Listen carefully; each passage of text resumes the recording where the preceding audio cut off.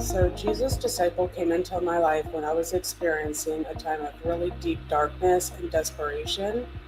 I had experienced the loss of my youngest son, Logan, and then a year later, I had experienced a stroke which had devastated my physical body. I still have not regained full function.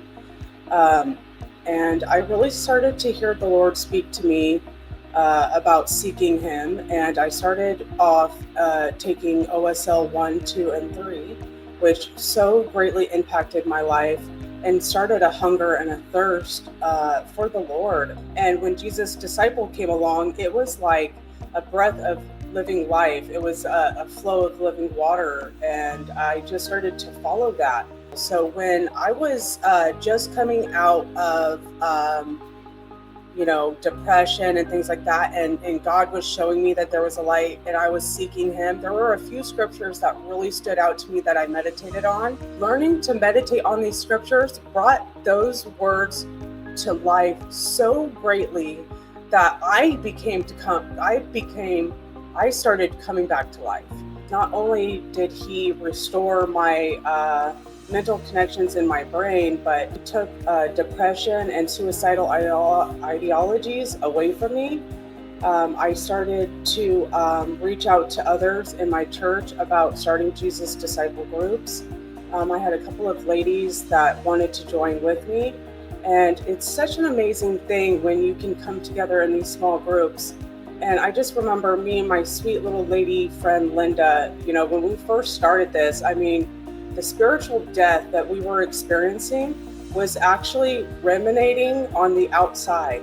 And we both just looked terrible. And today I will tell you that we both physically look like we have life restored in us.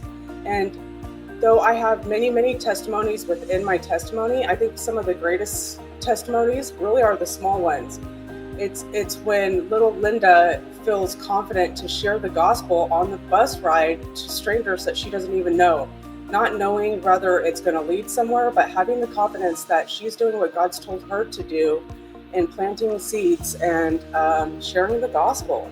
And I started to see some visions, again, not just how we can utilize the practical tools and trainings that we learn in Jesus Disciple for our recovery outreach, but also how we can use it within our own congregation. My husband has just recently been wooed to start his own Jesus Disciple group with a group of men from our recovery group. And so that was one of my visions, was growing into Jesus Disciple being used in our recovery group, but also being used for our youth. One of my pastors who has also partnered with me is kind of going through it with some of the youth, which is so beautiful. So when she told me that I can create a foundation, I just thought, wow, that's the path for some of the visions that I'm kind of seeing. And I'll tell you, if any of you are afraid that you don't know what you're doing, I'm right there in that boat. I started a Freedom Foundations network. And I feel like I'm still like a little baby and I don't know what to do, but I know that God's got a calling and I know what He's asked me to do, and I'm just following that. And slowly I'm starting to see fruits of that. Jesus Disciple is not just for people who are well educated in the Bible.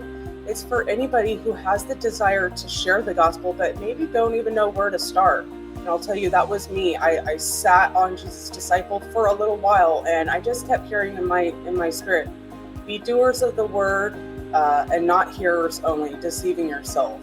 And that just rang so true to me, because I really felt like I was just sitting on the sidelines. And I wanted to get involved, and I really didn't know how.